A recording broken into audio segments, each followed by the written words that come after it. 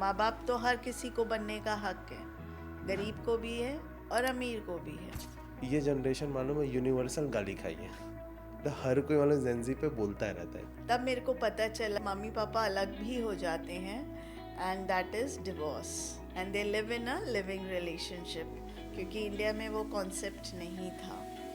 Brain हमारा बहुत multi dime functioning करता है, जैसे सोचना, मेरे हाथ हिल रहे हैं, मेरे ऑर्गन्स बॉडी के काम कर रहे हैं, मैं सोच रही हूँ, मेरी पुरानी यादें हैं, मेरे को फ्यूचर का बहुत प्लान है, मुझे दिख रहा है सामने क्या चीज़ है।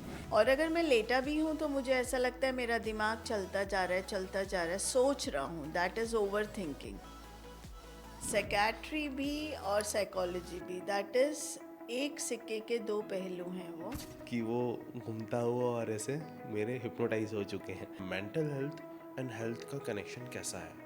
We need someone to talk, someone to share, and someone to give us the non-judgmental decisions in our life. Cross arm, Rigid thought process, touching face.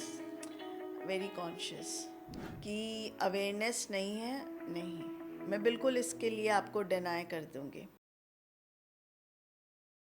नमस्कार दोस्तों, मेरा नाम हिमांशु है। पता है, कभी कभी ऐसा होता है कि हम सुबह उठते हैं, ऑफिस जाने की हड़बड़ी रहती है, बच्चे के पीछे से चिक चिक, उसके स्कूल का बस आने वाला है, नाश्ता हुआ है कि नहीं तैयार। फिर उसी जद्दोजहद में हम ऑफिस पहुंचते हैं, बॉस ने कुछ कह दिया और पूरा काम बिगड़ गया। और रात को फिर स्टार्ट होके फ़ोन उठा के हम देखते रहते हैं, क्या ये मेरी लाइफ ऐसी रहेगी? 11 बज गए, 12 बज गए, फिर मॉर्निंग से वही का वही। और कुछ समय बाद हम देखते हैं कि ऐसे हम विशियस सर्कल में फंस चुके हैं जहाँ से लाइफ अब समझ में नहीं आ रही है और हम उलझ जाते हैं। और आज हमारे साथ एक ऐसे ही गेस्ट हैं जो इन उलझनों को सुलझाती हैं। उलझन आपके दिमाग में है और दिमाग में कैसे जाना है और उस दिमाग के पजल्स को कैसे सॉल्व करना है, ये कई सालों से कर रही हैं। इनको लगभग 20 साल का एक्सपीरियंस है as a psychologist. She is very senior in this field and उन्होंने हज़ारों लोगों को अभी तक हेल्प किया हुआ है। उनकी जर्नी भी 20 साल की है लगभग लगभग एज अ सीनियर साइकोलॉजिस्ट, और इतनी सारी लाइफ की उलझनों को सॉल्व किया है जितने पजल शायद हम बचपन से आज तक खेले भी नहीं होंगे। So welcome doctor Reela Gupta in HLD। Thank you very much Himanshu, आपने मुझे यहाँ बुलाया और इतना मान सम्मान दिया। मुझे उम्मीद है कि मैं आपके प्रश्नों का उत्तर अच्छे से दे पाऊँगी। मैम, बीइंग अ साइकोलॉजिस्ट, मैं पहला तो, क्योंकि मैं भी इस फील्ड में हूँ, तो एक चीज़ मैं जानना चाह रहा हूँ, आपको कब लगा कि this is your spark? Himanshu, जब एक छोटा बच्चा होता है ना, जब वो 8 या 9 साल का होता है, तब उसके अंदर एक बीज डाला जाता है उसके पेरेंट्स के थ्रू कि तुमको ये वो बनना है। तो साइकोलॉजिस्ट बनने की जो मेरी प्रक्रिया थी वो उस उम्र से शुरू हो चुकी थी। और आज जो भी मैं कुछ हूँ उसी बीज का एक पेड़ हूँ। यहाँ पे पेरेंटिंग एक बहुत इम्पोर्टेंट पार्ट प्ले करता है किसी भी करियर को चूज़ करने में। बिल्कुल कह सकते हैं, जैसे एक छोटे बच्चे को नहीं पता क्लास 5 और 6 के कि साइकोलॉजी नहीं पता है, पर उसको ये पता है कि कोक बहुत टेस्टी होता है। तो मेरे घर में ज़्यादातर सब लोग डॉक्टर्स हैं, तो हमारे मौसा जी लंदन से आते थे एंड वो हार्ट सर्जन होते थे। मेरा वो कहते थे मुझे चिट्ठियाँ लिखा कर, उन दिनों एरोग्राम्स होते थे, जितनी चिट्ठी उतने कैंस कोक के। अच्छा। क्योंकि इंडिया में उन दिनों कोक नहीं मिलता था, ये बात है 78-79 की। तो एक छोटा सा बच्चा 6 क्लास का कोक के चक्कर में लेटर्स लिखते थे। तो उनका ये रहता था, तुम किसी भी पार्टी में जा रही हो या तुम कहीं भी जा रही हो, तुम देखो कौन क्या बात कर रहा है और कैसे लोग एक दूसरे से अपनी बात को बोलते हैं, और तुम मुझे लिखा करो सुनकर। बस मेरा यही काम होता था और मैं बड़ी सिंसियरली कोक पीने के लिए एरोग्राम लिखती थी। So that was my journey, started from class 6 to become a psychologist. तो जब मैं 9th में आई, then I asked, आप क्या करते हो? आप तो ऑपरेशन ही करते हो, क्योंकि वो हार्ट सर्जन थे. नो नो, गोरी आती है. गोरी मीन्स ब्रिटिशर. वो रोती है और मैं उसको टिश्यू देता हूँ. तो वो टिश्यू क्या होता है? उन दिनों इंडिया में टिश्यूज़ नहीं मिलते थे. कागज़ का रुमाल. रियली? यस. फिर मैं उसको चुप कराता हूँ. तो मैंने कहा, आपने ऑपरेशन नहीं किया? नहीं नहीं नहीं, ऑपरेशन की ज़रूरत नहीं रहती. तो तू भी जब बड़ी होगी ना, तू ऑपरेशन मत करना. तेरे पास रोते हुए लोग आएंगे तो उनको हंसता हुआ भेजना. तो that was from my journey, started from class 6. Wow, so wonderful. तो जो एट्रीब्यूट्स चाहिए एज अ साइकोलॉजिस्ट, उन्होंने बचपन में ही डेवलप कर दिया. यस. ओके. सो मेरा अगला सवाल ये रहेगा, कुछ मेजर एट्रीब्यूट्स जो चाहिए एज अ साइकोलॉजिस्ट. अगर हम उस टाइम की बात करें तो जैसे अभी हमारे पास फेसबुक है, तो we connect all around the world with the different origins. हम लोगों से मिलते हैं और दोस्ती करते हैं. उन दिनों पेन फ्रेंड्स होते थे. Pen friend means you write letter to a girl or a boy to a different country and know each other. That is called pen friend. तो when I was in 9th standard, तो मेरी pen friend बनाई गई मेरे father ने और उन्होंने. And she is German. She is still here, मतलब अभी भी मेरी दोस्त है. तो वो 9th में जर्मनी में थी और मैं 9th में इंडिया में थी. तो we used to exchange a letters. Okay. फिर then summer vacation came. My parents sended to me to her place. तो जब मैं वहाँ गई तो मैंने देखा वो अकेले रहती है अपनी दोस्तों के साथ. हम लोगों के घर में नानी, दादी, बुआ, चाचा, ताई, पापा, मम्मी, जॉइंट फैमिली सिस्टम. तो मैंने उसके घर जाके देखा कि जैसे एक बच्चा ढूंढता है मम्मी को, तो मैं यही ढूंढूंगी, बट मम्मा नहीं थी उसकी. तो मैंने सोचा बाहर गई है. डैडी को ढूंढ, तो कोई नहीं था. बाद में वो मुझे मिलवाने को गई, तो मुझे पहली बार पता चला बच्चे मम्मी पापा से अलग रहते हैं, जैसे आज की जनरेशन रहती है. एंड मम्मी के साथ एक अंकल थे, वो पापा नहीं थे उसके, वो मम्मी के फ्रेंड थे. अच्छा. और ये बात है 83 की. और पापा के साथ भी उनकी फ्रेंड थी. तब मेरे को पता चला कि मम्मी पापा अलग भी हो जाते हैं, and that is divorce. And they live in a living relationship, क्योंकि इंडिया में वो कॉन्सेप्ट नहीं था. तो वो मेरे लिए एक बहुत बड़ा टर्निंग पॉइंट था कि ऐसे भी होता है. क्योंकि हमारे इंडिया में उस टाइम बिल्कुल भी ये शब्द बोले सुने नहीं जाते थे, जो आज हम बहुत नॉर्मली ले लेते हैं. So that was my turning point when I came back India. Then my dad told me, when you grow up, the Indian society will be like that, the what you saw in Europe. So cure that time, my dream. He wrote a letter to me. So since then, I only studied one subject all around the globe, that is psychology. Okay, so it was very deep. Yes, it is not कि I did something else and then I switched out. From 11th onwards till today, I know only psychology. अभी अभी मेरे cousin से बात हो रही थी Germany में. यार इंडिया में बहुत, यहाँ काफ़ी अच्छा है, वहाँ क्या क्या प्रोज एंड कॉन्स हैं, लेकिन यहाँ के चैलेंजेस अलग हैं जो अभी वहाँ पे ग्लिम्स दिखने लग गए हैं. रिलेशनशिप को लेके, ये पैसे को कैसे देखते हैं, फैमिली को कैसे देखते हैं, ये खुद को वैल्यू कैसे करते हैं, how they organise their life, and lot many things are there. It's good, but still when it come to the family and all, तो lot many challenges are there. जो सिस्टम है, इंडिया का जो system है, वो काफ़ी कुछ protect करके रखा हुआ है, but now we are expose to the as a global citizen now, so soon we will be in that stage. तो ये चीज़ कभी कभी डिस्कशन होता है इसमें। मैम जब आते हैं हम यहाँ पे एज अ साइकोलॉजिस्ट के पास जब जाना है, तो एज अ इंडियन हमारा एक दिमाग में रहता है लोग क्या कहेंगे, एंड मेंटल हेल्थ पे जब बात आती है हम बॉडी के लिए बोलते हैं, जब हम जैसे हॉस्पिटल में कुछ हो गया, छोटा सा एक्सीडेंट ही हो गया, दोस्तों को बताएंगे एक्सीडेंट हो गया, ऐसा चीज़ है, पूरा दोस्त सब कोई आ जाएगा, पूरा ग्रुप आ जाएगा उसको देखने के लिए, फूल लेके, टॉफ़ी लेके, whatever there, get well soon, lot money cards are there. But when someone is suffering from the mental health actually, then we are not very open to these things and we are not very welcoming.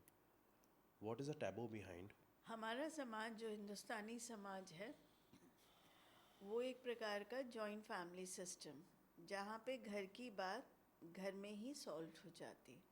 हम उस culture में belong करते हैं। जैसे मैंने आपको बताया ना कि 80s में हम तो इतने सब बड़े परिवार में रहते थे कि कुछ भी दिक्कत आती है तो हम बात करके सॉर्ट आउट कर लेते हैं।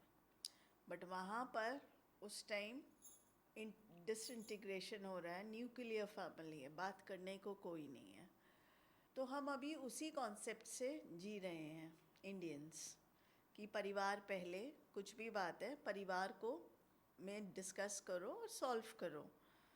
तो यहाँ पे अगर काउंसलर के पास कोई जाना चाहता है तो उन लोगों की नज़रों में काउंसलर एक आउटसाइडर है, जिससे आप अपनी बहुत पर्सनल बात को डिस्कस कर रहे हैं घर की। तो ये घर के जो नियम कायदे कानून हैं उसमें नहीं आ रहे हैं वो चीज़, तो इसीलिए इसको एक टैबू मानने लग गए।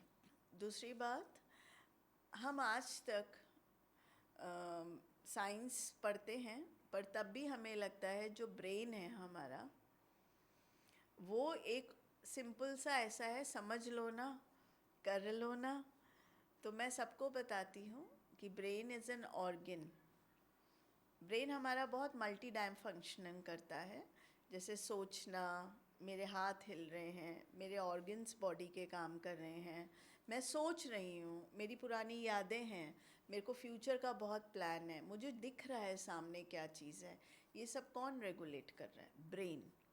तो ब्रेन भी में भी कुछ कमी आ सकती है क्योंकि हमारी बॉडी पूरी एक मशीन है।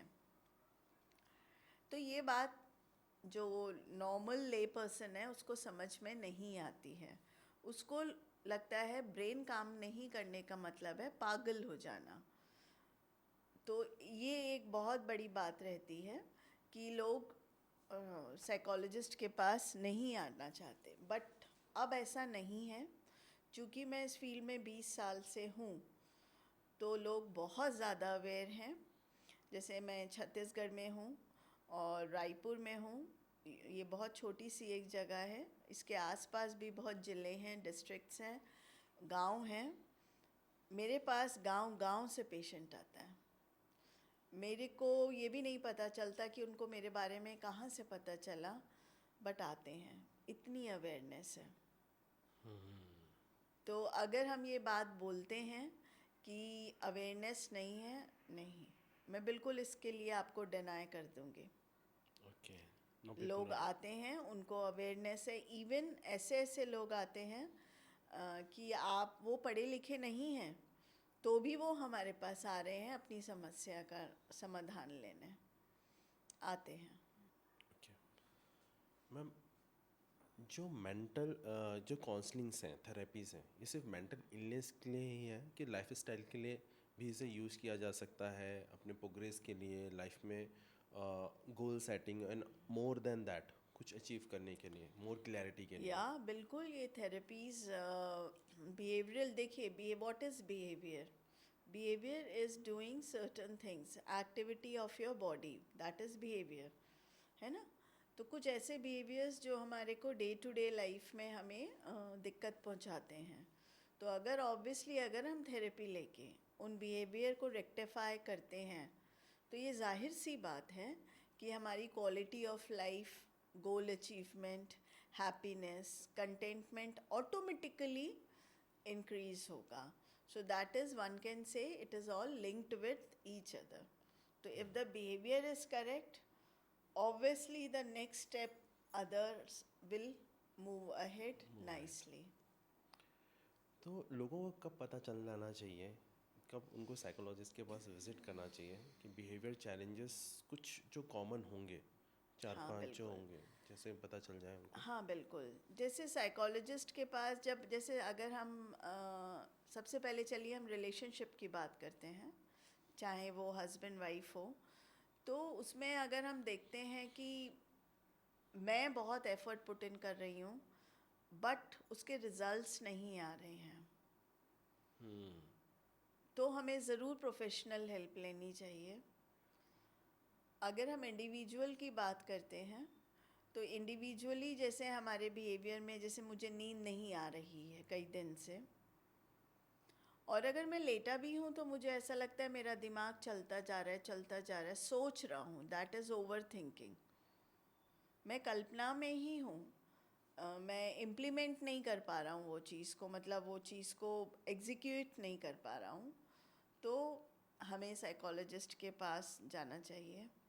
एक अनचाहा डर, सब अच्छा है, उतार चढ़ाव तो जीवन की प्रक्रिया ही है, बट फिर भी कुछ ऐसा जिससे डे टू डे लाइफ में हमें ठीक नहीं लग रहा, डर लग जाना, बहुत ज़्यादा सोचना, बैठे बैठे आँखों से आंसू आ जाना, किसी से बात करने को मन नहीं होना, या कहीं बाहर जाना, जैसे होता है ना अभी मैं खाली हूँ तो चलो मैं थोड़ा घूम के आता हूँ, नहीं, बेटर है मैं यहीं रहूँ।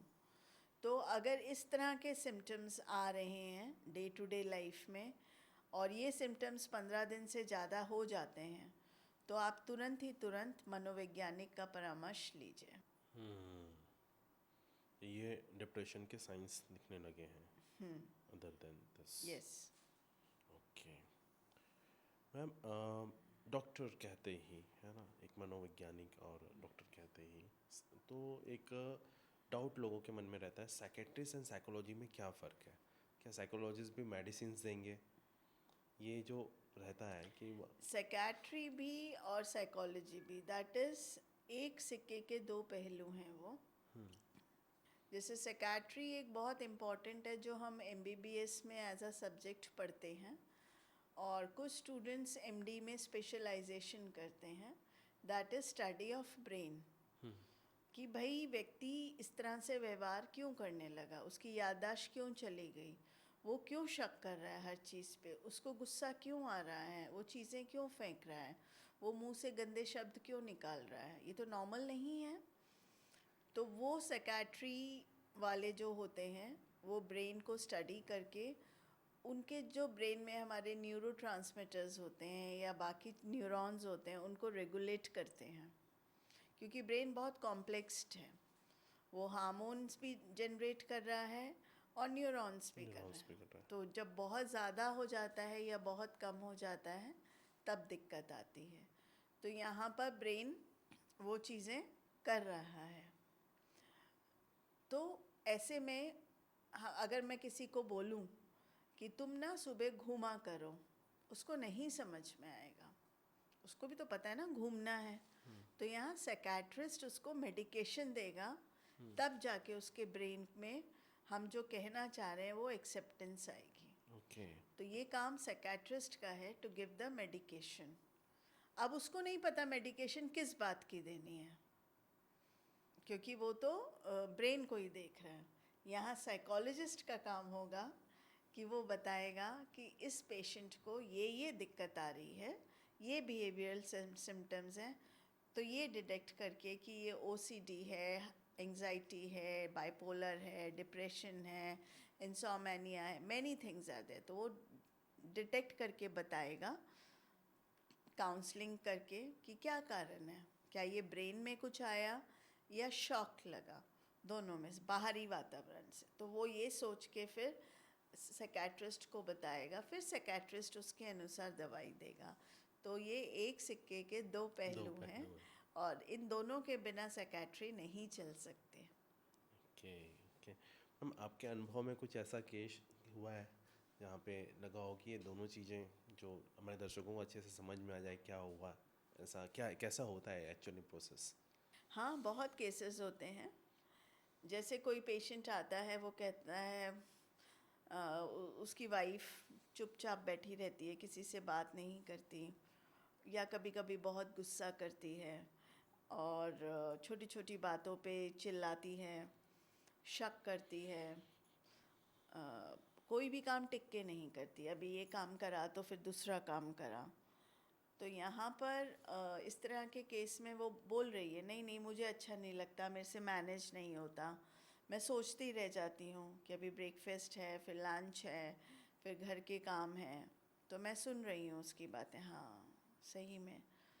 तो वो बता रही है पूरा दिन भर मैं यही करती रह जाती हूँ।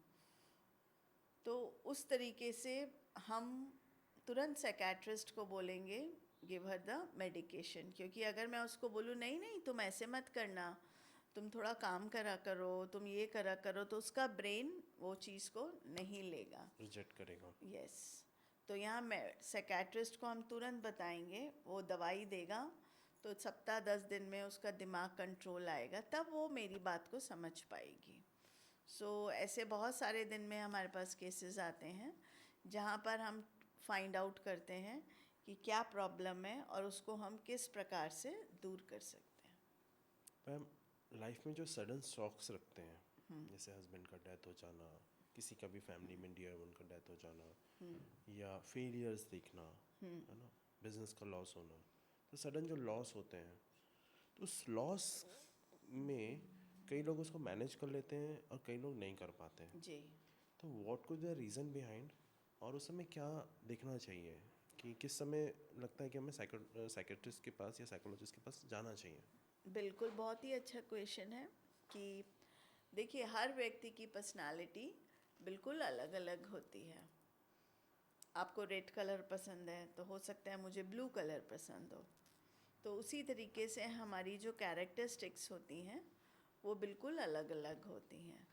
तो ऐसी स्थिति में आपने जो मेरे को क्वेश्चन में पूछा कि क्या करना चाहिए, हाँ सडन लॉस हो गया तो हम कैसे उसको डॉक्टर के पास जाए। कब जाना तो चाहिए? वो अगर व्यक्ति बिल्कुल किसी से बातचीत बंद कर दिया, या वो बहुत रो रहा है, ज़्यादा गुस्सा हो रहा है, मतलब एक्सट्रीम बिहेवियर हो रहा है, चाहे वो ऐसे वाला हो, मतलब चुपचाप रहने वाला, या बहुत ज़्यादा बोलने वाला, तब तुरंत हमें डॉक्टर के पास उसको लेकर जाना चाहिए। अच्छा, तो बिहेवियर में पैटर्न में पैटर्न में चेंज आ जाएगा, वो रात को सोएगा नहीं, घूमता रहेगा, एक ही बात को बार बार बोलेगा, उसको एक अनजाना सा डर लग रहा होगा, ऐसे। और मैंने देखा है कई लोग शाउट करते हैं, अचानक से उठते हैं, सडन शाउट करते हैं, चीखते हैं, या ऐसा कुछ, नाइट को बस दिन भर बहुत अच्छा रहता है, नाइट को बस वो बिहेवियर चेंज दिखता है। उस में उसका रीज़न क्या हो सकता है मैम? कोई नहीं, उनके ब्रेन में हैप्पी हार्मोन्स नहीं बन रहे हैं, तो जब रात होती है तो उनका ब्रेन ज़्यादा एक्टिव हो जाता है, तो वो रिएक्ट करते हैं, शाउटिंग करेंगे, चिल्लाएंगे, ज़ोर से रोएंगे, कुछ सामान फेंकेंगे, इस तरह का व्यवहार करते हैं। Okay, okay ma'am, modern days में अलग अलग थेरेपी वाले होते हैं, जैसे साउंड हीलिंग अलग हो गया, तो NLP अलग हो गया, तो क्या बोलते हैं, और भी बहुत डिफरेंट डिफरेंट थेरेपीज जी आजकल चीज़ें आ रही हैं। जी।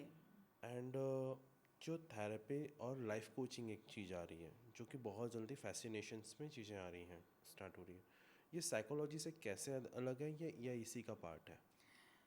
साइकोलॉजी कभी भी किसी से अलग नहीं है।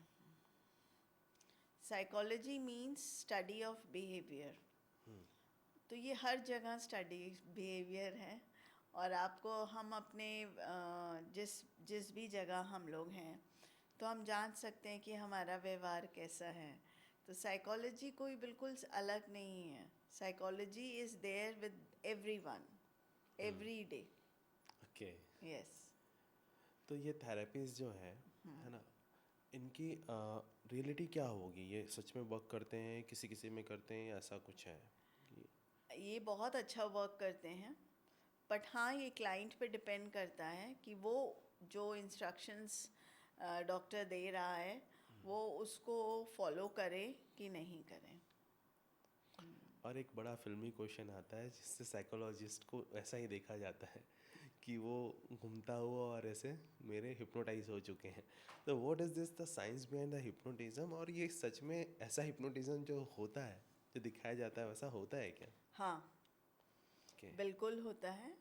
Hypnotism is a very real thing, जहाँ पे ब्रेन को कंट्रोल करके हम जो ब्रेन में बात है उसको वो निकलवाते हैं। स्पेशली क्रिमिनल्स के टाइम की, जब वो मर्डर करा तो कैसे पता करेंगे, तो उसको हिप्नोटाइज करके जो मन की पूरी बातें हैं वो निकाली जाती हैं। तो Okay. ये एक बहुत ही ऐसी प्रक्रिया है या ऐसा आर्ट है कि हर कोई हर जगह ना करे। ये जब ही होता है जब हम बहुत तरीके से इसको यूज़ करते हैं। कंट्रोल एटमॉस्फेयर में। यस, इन कंट्रोल्ड एटमॉस्फेयर। राइट। कि जैसे आजकल सोशल मीडिया है, चीज़ें हैं, तो मतलब प्रोवोकिंग वीडियोस आते हैं बहुत जी ज़्यादा इसके जी। लिए।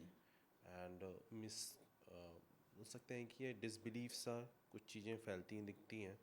तो कभी कभी लगता है कि should it go in this manner, because this science is so profound and it shouldn't be disrespected in this manner. Okay ma'am, मेरा एक सवाल ये रहेगा ना, एक इसी में से एक्सटेंडेड वर्जन है ये, life coaching. What is the life coaching actually when it come to the life coaching? And हम साइकोलॉजिस्ट में, ऐसा साइकोलॉजिस्ट में तो हम देख रहे हैं कि कोई भी प्रॉब्लम हो रहा है तो प्रॉब्लम में हम सॉल्व कर रहे हैं, बट एक पैटर्न ये आ रहा है कि मेंटल इलनेस नहीं है, नौ प्रोग्रेसिव वे से और कैसे प्लान करें, सारी चीज़ें करें, और इसके लिए डिफरेंट डिफरेंट थोड़ी सी काउंसलिंग्स आती हैं। तो जो ये जो काउंसलिंग्स होती हैं, है ना, वो कितनी इफ़ेक्टिव होती हैं? फर्स्ट ऑफ ऑल, क्या वो 100% को ये पूरे ब्रेन के बारे में पता रहना चाहिए, चीज़ों के बारे में पता रहना चाहिए? और जैसे ये आपका करियर काउंसलर अलग हो गया, सारी चीज़ों के काउंसलर्स अलग हो गए, तो क्या ये सच में चीज़ें ऐसी वर्क करती हैं? हाँ, बिल्कुल करती हैं। अगर नहीं करती होती तो हम इतने पेशेंट्स को क्योर नहीं कर पाते।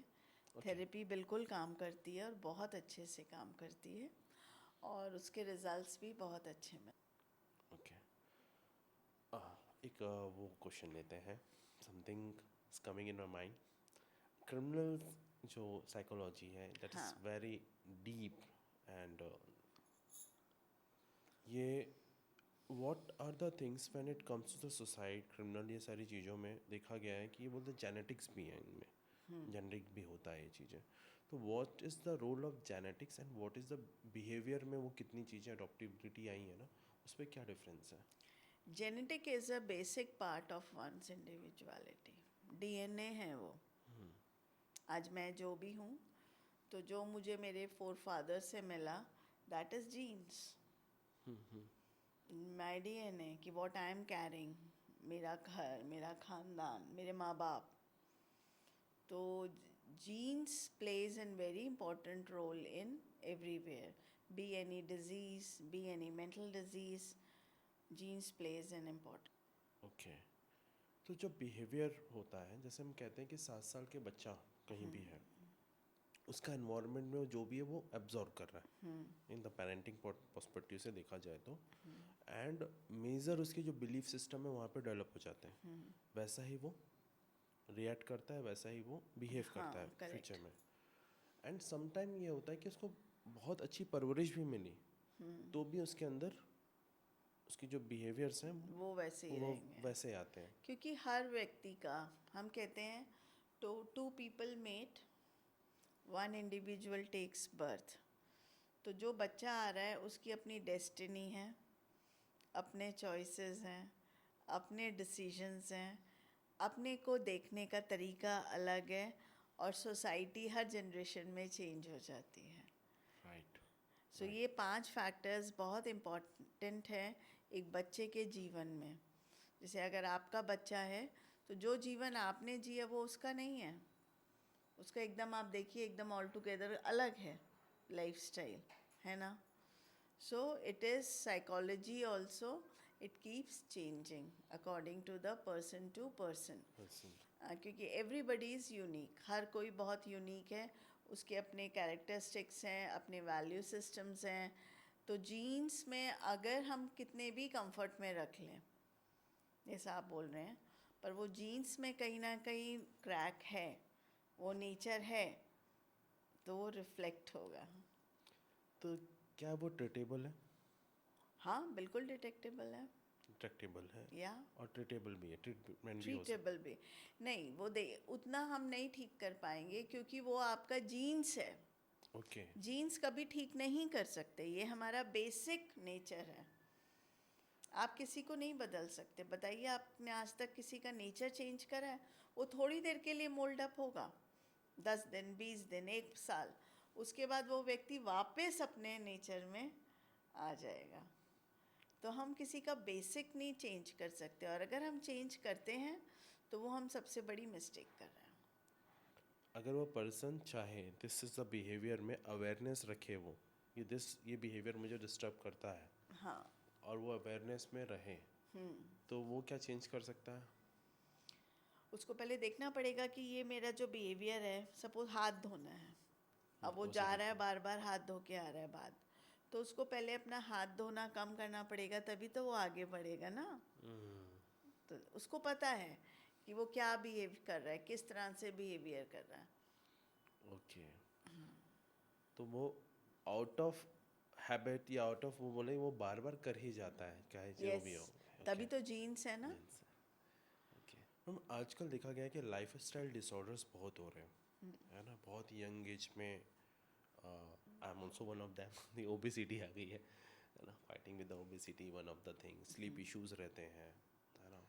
And lot many things are, diabetes are coming earlier, तो lot many things are there. And हमेशा देखा गया है कि एक्सपीरियंस में कि your mind is the major thing to get motivated. तो मेंटल हेल्थ एंड हेल्थ का कनेक्शन कैसा है, इस पे थोड़ा सा लाइट चाहिए। हाँ बिल्कुल, जैसे आपने बताया, तो हेल्थ का मतलब होता है फिजिकल हेल्थ, यप, जो चीज़ें हमें दिख रही हैं, दिख रही है। जैसे कि ब्लड प्रेशर, शुगर, बॉडी एक होना, बुखार होना, इस तरह की जो अगर हमें बीमारियां हैं तो वो आपको दिख रही हैं, तो वो हेल्थ है। जैसे आपने अभी ओबेसिटी के बारे में बात करी, तो वो हेल्थ है। मेंटल हेल्थ का मतलब होता है दैट इज़ मेरे ब्रेन की हेल्थ कैसी है, क्योंकि ब्रेन हमारा सीपीयू होता है हमारे बॉडी का।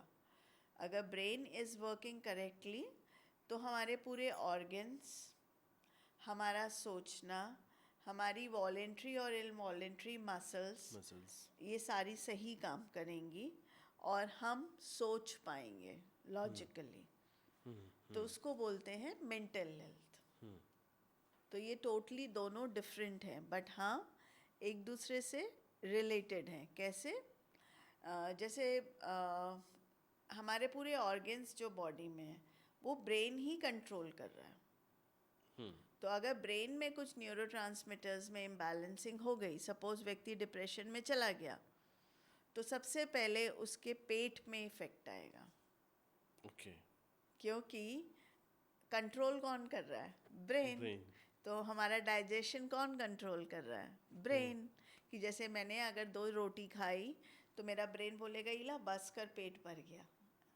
दिमाग में एक आवाज़ आती है, तो उसी तरीके से हम बंद कर देते हैं। पर जब अगर यहाँ पे हमारे ब्रेन में कुछ इम्बैलेंस हुआ तो वो ये नहीं बोलेगा, वो कहेगा और खा।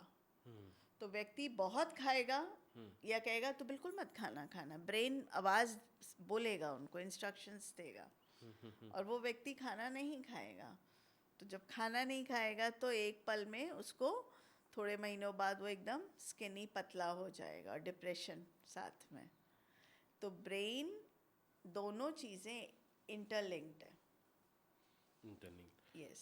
और ये ओवर ईटिंग जो बिहेवियर होता हाँ। है ना? सो नाइट को जगना है, नाइट को स्वीट क्रेविंग होती है, देन ये सारी चीज़ें होती हैं। एंड आजकल लोग बहुत एजुकेट हो गए हैं, सारा इंस्टाग्राम में सब चीज़ें देखते हैं, ये नहीं करना चाहिए, ये खाना चाहिए, ये नहीं खाना चाहिए, lot many things are there. Yes. लेकिन कैसे सोचना चाहिए उस टाइम पे, क्या क्लैरिटी रखना चाहिए, और कौन से पॉइंट्स जो ध्यान ये देने बड़ा चाहिए? प्रैक्टिस करके होता है। जैसे एक हमारी क्लाइंट थी, वो काफ़ी हेल्दी थी और उनको नाइट बिंजिंग की आदत थी, और थोड़ी थोड़ी देर में जोमेटो या स्विगी से ऑर्डर करने के लिए, तो उनका वेट भी काफ़ी ज़्यादा था। बट उन्होंने धीरे धीरे, मैंने उनको कहा आप रिप्लेस करो। सपोज़ रात को आपको भूख लगती है तो फ्रिज खोलते हो आप, तो फ्रिज में आप सबसे आगे कुछ हेल्दी चीज़ें रखो, जैसे मखाने हो गए या फ्रूट की लाइन हो गई। तो पहले आपकी जैसी क्रेविंग होगी आपको नज़र जाएगी तो आप वो ही उठाओगे। तो जैसे ही आप वो खाओगे तो आपकी जो थर्स्ट है वो कम हो जाएगी, खाने की ओवर ईटिंग, क्योंकि आपका पेट भर गया। तो उसी तरीके से हम धीरे धीरे, जैसे हमने 2 चीज़ें अभी हेल्दी रखी, फिर 3, एक हफ्ते बाद फिर 4, तो धीरे धीरे जो हमारा अनहेल्दी खाना है वो हटता जाता है और हेल्दी, तो जो पर्सन है वो ही खाना शुरू हो जाता है। सो that is called mindful eating. पर अगर हम उसको बोले ऑन द कॉन्ट्रली, देखो ये मत खाना, ये पकौड़े रखे हैं वहाँ पे, वो ज़रूर खाएगा। पर अगर हम पकौड़े के साथ मखाने रख देंगे फ्राई करे हुए, तो वो ऑटोमेटिकली मखाने उठाएगा, पकौड़ा नहीं उठाएगा। So these are all the mind techniques by which we can avoid eating certain things in the life. Parenting एक जर्नी ऐसी है जो लगता तो है okay it's a natural thing and things will happen so wisely, but actually when they enter the form, then once they are parent there will be always parents. Yes. और वो कभी नेवर एंडिंग प्रोसेस हो जाता है। तो यहाँ पर अलग अलग एज के बच्चों में, जैसे बच्चों में आता है टैंट्रम्स थ्रो करना सबसे शुरू होता है। Tantrums, behaviour issues, screen timing one by one increase होते जाता है। और जैसे ये स्क्रीन टाइमिंग और सब चीज़ें हुई, फिर उसमें फिर एकेडमिक बिहेवियर चेंजेस भी देखने को मिलते हैं। तो as a couple, what is say the how your quality of relationship decide your quality of life? So I want some light on this particular thing. What kind of relationship should a parent should pursue so that they can, nurture a जैसे wise हम child? बोलते हैं ना कि हम पैदा होते हैं, एक ही माँ के 2 बच्चे हैं, पर दोनों का भाग्य अलग है, दोनों का नेचर अलग है, दोनों की शक्ल अलग है, दोनों की चॉइसेस अलग है। तो वैसे ही जो पेरेंटिंग होती है सबकी अलग होती है। इसमें कोई कंपटीशन नहीं होता या कोई गलत या सही नहीं होता।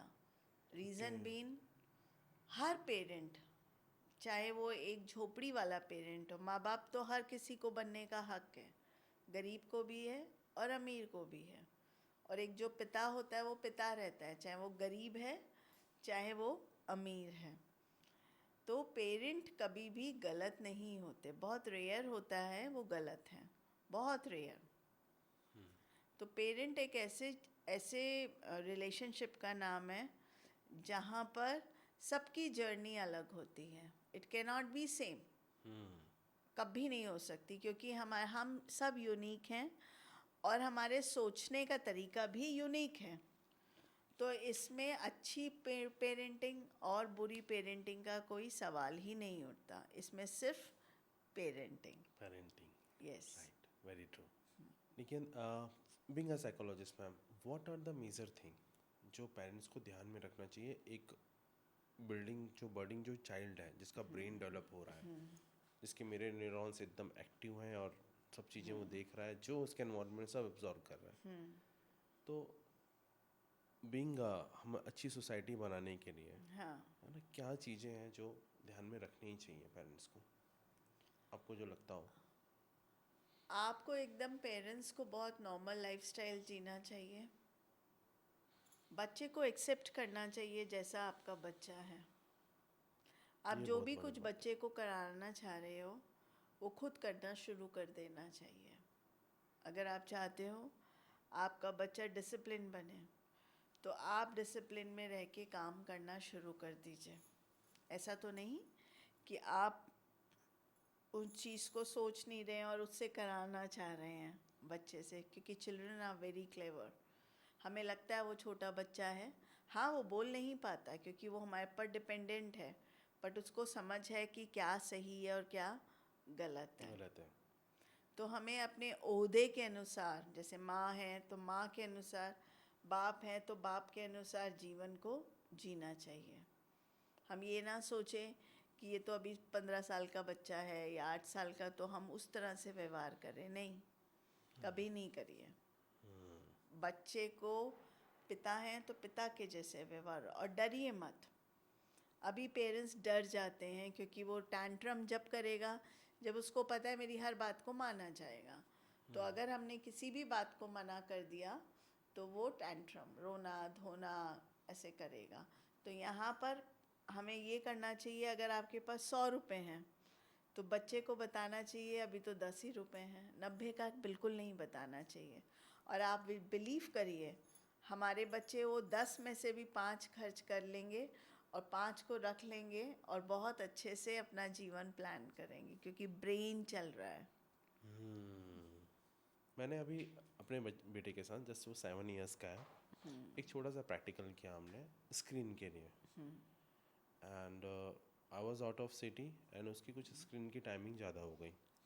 तो मैंने ऑब्जर्व किया कि इसकी स्क्रीन की टाइमिंग कंपेरेटिवली ज़्यादा हो गई है। मोबाइल से तो वो वैसे भी दूर रहता है, बट फिर भी। तो what we did, we will not watch TV for a week.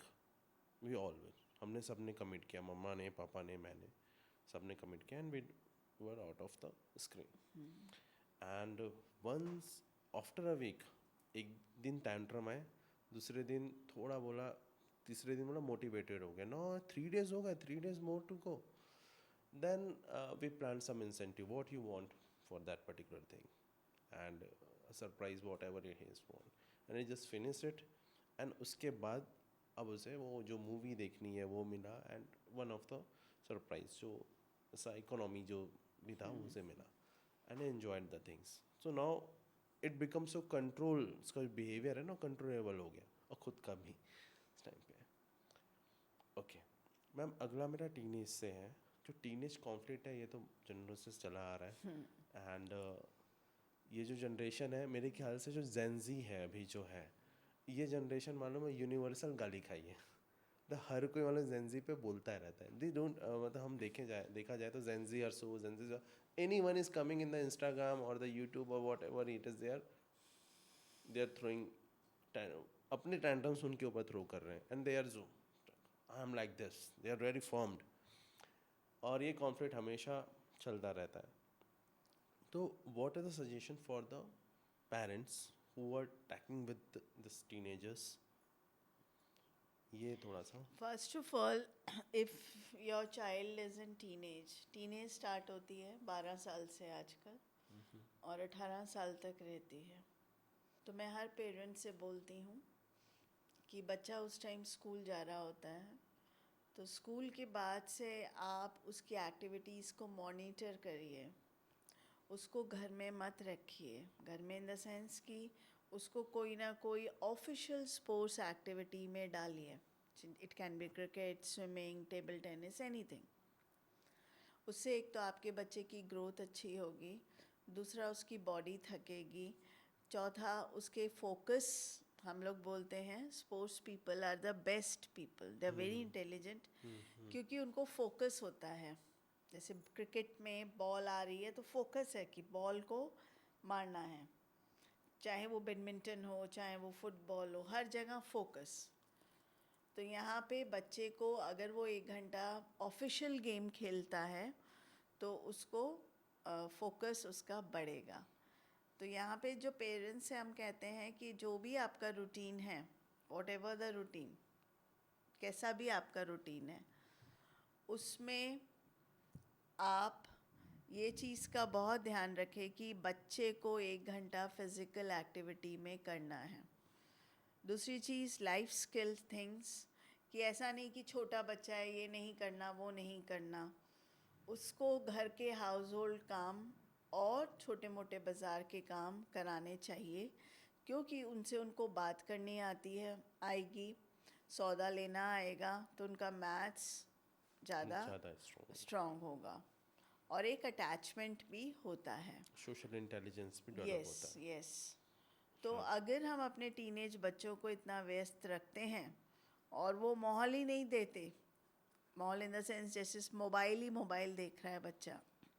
तो यहाँ पर बच्चे के फादर जो हैं वो एक वीटो पास कर सकते हैं, नो अभी कोई मोबाइल नहीं देखेगा 9 बजे के बाद या 10 बजे के बाद, इस प्रकार से आप कर सकते हैं।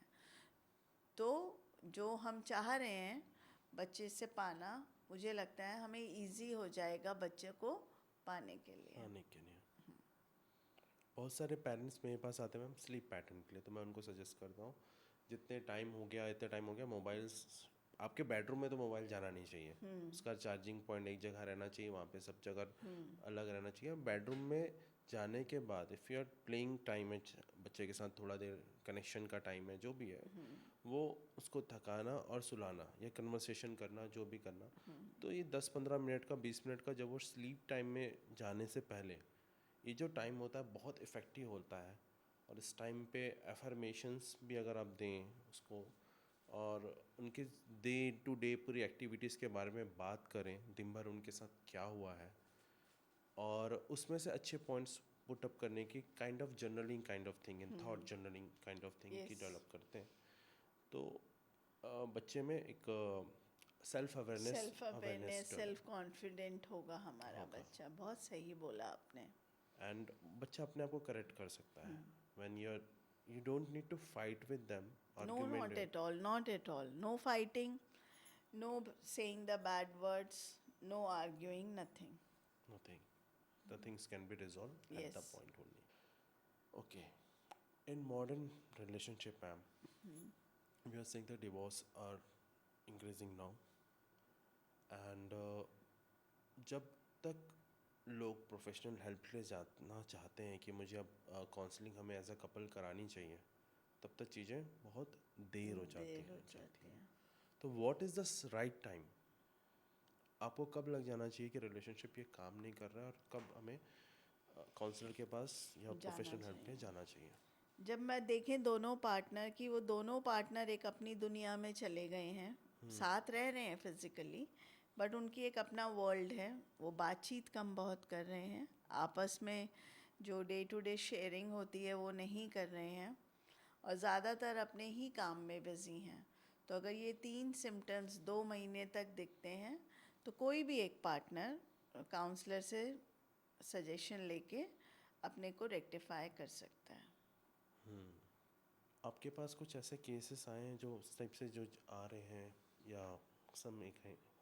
हाँ, मेरे पास तो बहुत केसेस हैं। Any of the example if you can give? Actually हम लोग रिवेल नहीं करते हैं, that is pretty but confident. Conditioning, एक कंडीशनिंग जो होती है, जैसे एक कपल था है, तो वो छोटी छोटी बात पे उनमें आपस में लड़ाई हो रही है, और लड़का जो है अपने फैमिली का सुन रहा है, और फैमिली भी लड़की को टॉर्चर कर रही है बहुत ज़्यादा, और लड़का कुछ बोल नहीं पा रहा है। एंड वन फाइन मॉर्निंग वो लड़की चले जाती है अपने घर।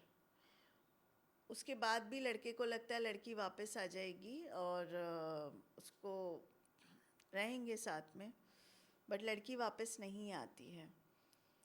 तब उस लड़के को पता चलता है व्हाट इज़ रिलेशनशिप, कैसी थी उसकी वाइफ, उसकी कमी खलकती है, तो उसको बोलता है कि चलो वापस, तो वो रिफ्यूज़ कर देती है। फिर हम उनको समझाते हैं, फिर वो लड़के को लगता है नहीं मैं कैसे करूं, तो वो काउंसलर के पास मेरे पास आया। तब मैंने उसको बोला देखो तुमने यहाँ, हम ये नहीं बोलते कि अपने परिवार को छोड़ दो, परिवार तो पहले है, बिल्कुल करो, पर साथ में वाइफ भी गलत नहीं है, तो आप उसको भी सपोर्ट करो। तब उसको रियलाइज़ हुआ कि वो क्या कर रहा था और उसकी फैमिली उसके साथ क्या कर रही थी।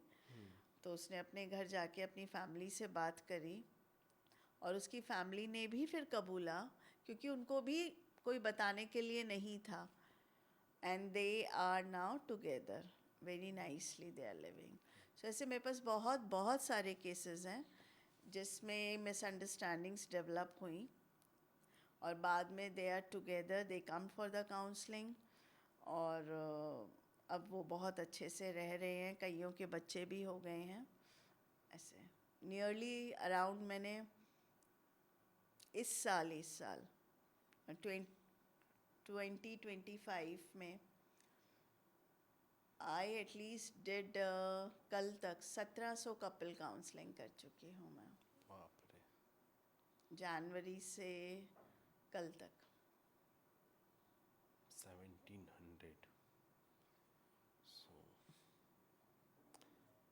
वो कहते हैं ना,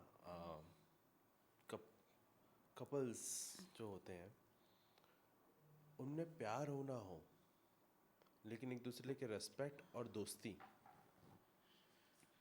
ये दो चीज़ें बहुत इम्पोर्टेंट है।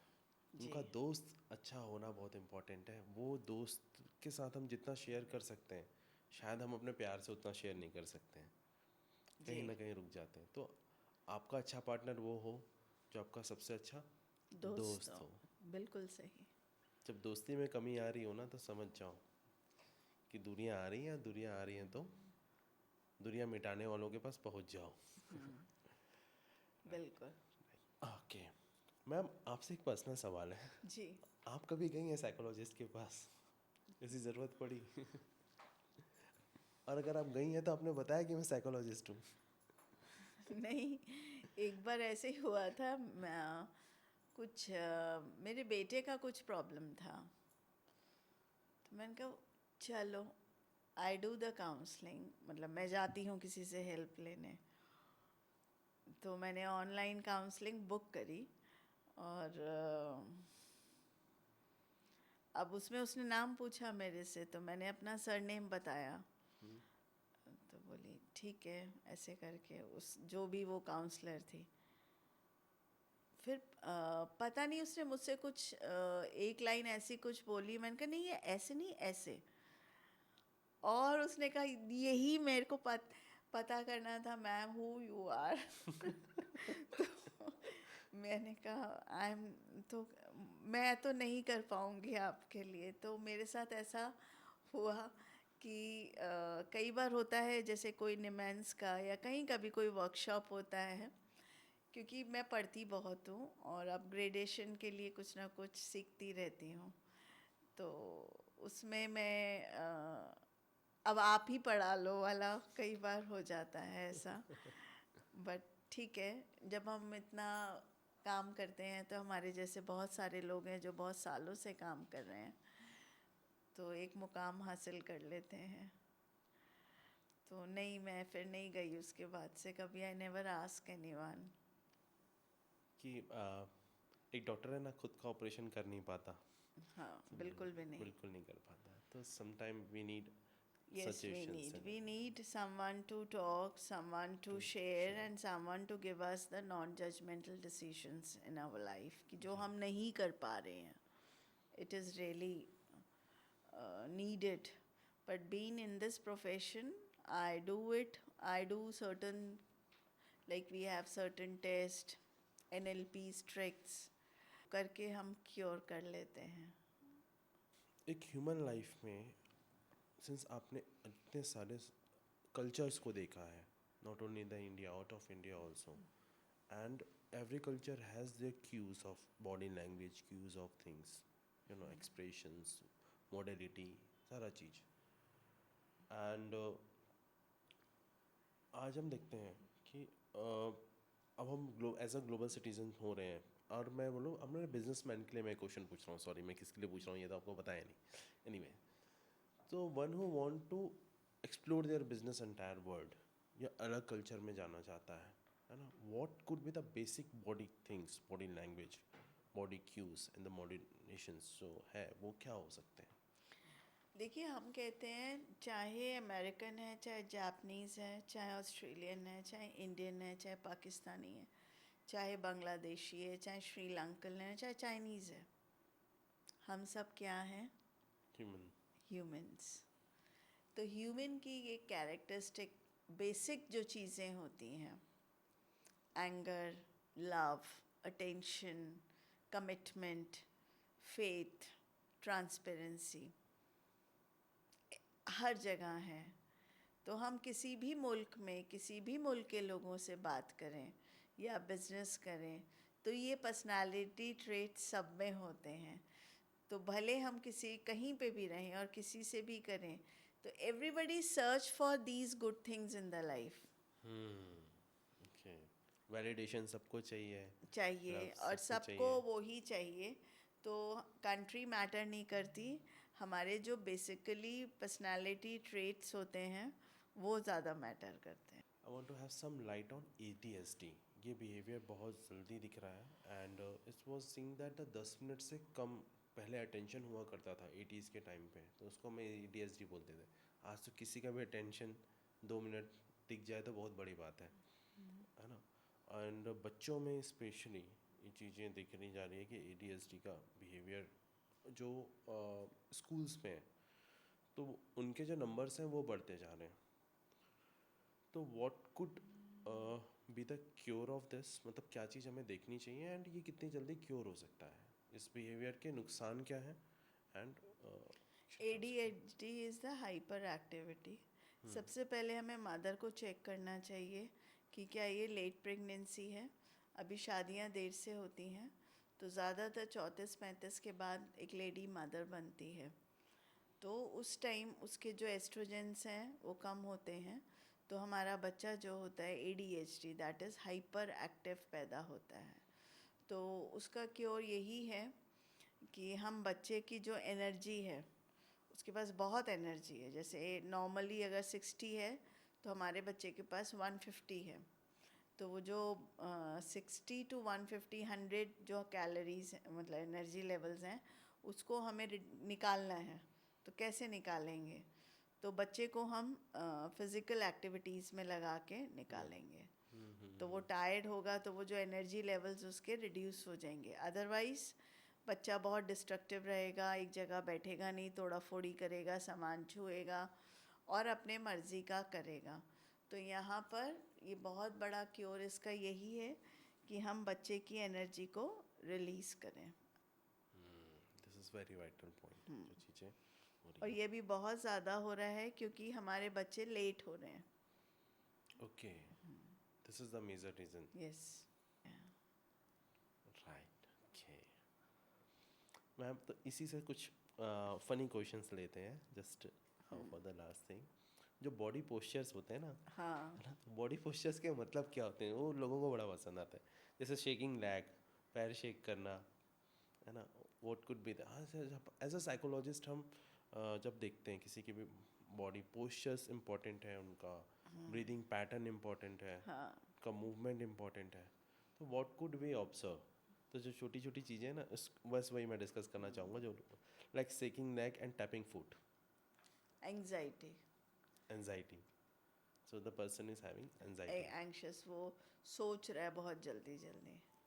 Okay, cross arm, rigid thought process, he वो इज क्लोज वो नाउ। He has close. जैसे मैं और आप बैठे, मैं ऐसे बैठी, मैं रेडी नहीं हूँ आपके थॉट प्रोसेस को लेने के लिए। एक्सेप्टेंस के लिए, हाँ, you are acceptance, not allowing in your zone. Not at all. Okay, touching face, very conscious.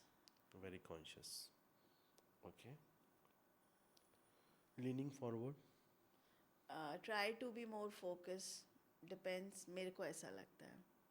Okay, trying to be, ये ज़रूरी नहीं है कि फोकस करें, तो दिखाने के लिए भी होता है। Okay, okay, avoiding eye contact, may be वो जो बात कर रहे हो, या उसको डर हो कि उसके अंदर की बात पता ना चल जाए, तो वो खासकर ये अवॉइड, एक तो होता है लायर्स और क्रिमिनल्स होते हैं, वो अवॉइड करते हैं। और दूसरा, साइकोटिक डिसऑर्डर में पर्सन कभी भी आंखों में आंखें नहीं डालेगा, वो हमेशा ऐसे ऐसे या नीचे देखेगा या ऐसे देख के बात करेगा। तो it means he has some problem in the brain. Okay, okay, तो वो साइकोटिक डिसऑर्डर के यस, सिम्टम्स हैं उसमें। Yes, yes. टिल्टिंग हेड, कि वो शो कर रहा है कि मैं इंटरेस्ट भी ले रहा हूँ और मैं बिल्कुल वाकिफ़ हूँ आपकी बात से, मतलब समझ रहा हूँ। फाइनली एक चीज़ है जहाँ पे हम सर पे हाथ रखते हैं, जो बैठते हैं ऐसे सर पे रख के, being like this in this position. उसमें हम ये कह सकते हैं कि कुछ वरीज़ हैं जो हमें अंदर ही अंदर, हम उसके बारे में सोच रहे हैं, चिंता कर रहे हैं। या फिर हम सपोर्ट के लिए, हमें बहुत अच्छा लगता है जब हम थके हुए होते हैं तो सर पे आप रखते हैं तो we feel better. Okay, and final में मैम कुछ टिप्स दर्शकों के लिए कि उनके मेंटल हेल्थ अच्छा रहे, क्या क्या चीज़ें जो उनको करनी चाहिए, 5 थिंग्स ओनली। सबसे पहले मैं हर किसी से इस प्लेटफॉर्म के थ्रू कहना चाहूँगी, accept yourself, whatever you are doing, उसकी तारीफ करिए, उसको बहुत मन से करिए। काम बहुत ज़रूरी है, पर साथ में आधा 1 घंटा दिन में अपने लिए भी निकालिए, अपनी हॉबीज़ के लिए, अपने सोच के लिए। साथ ही साथ दिन में आधा घंटा अकेले बैठे बिना फ़ोन के, बिना कुछ सोचे सोचिए आप कहाँ हैं और कहाँ जाना चाहते हैं। तो अगर ये 4-5 चीज़ें हम करते हैं अपनी लाइफ में, एक तो पीस आती है, फोकस बढ़ता है, और अगर ये दोनों चीज़ें होती हैं तो हम सक्सेसफुल हो जाते हैं। Right, so it was really crystal clear and thank you for this suggestions ma'am, and thank you आप यहाँ पे आई और इतने अच्छे इनपुट्स दिए। एंड एक्चुअली साइकोलॉजिस्ट है क्या, लाइफ कोच है क्या, थेरेपीज हैं क्या, इसमें बहुत ज़्यादा क्लैरिटी मिली एंड होप दर्शकों को भी क्लैरिटी मिली होगी। And next time when you ever you feel doubt that there is something, don't hesitate, just take a professional help. So thank you. thank you, that will be all, see you all, thank you and keep watching HLD। और episode अच्छा लगा तो please share करिए, like करिए, subscribe करिए। आप सभी से अगले एपिसोड में फिर मिलते हैं। शुक्रिया, धन्यवाद। Stay life with HLD life.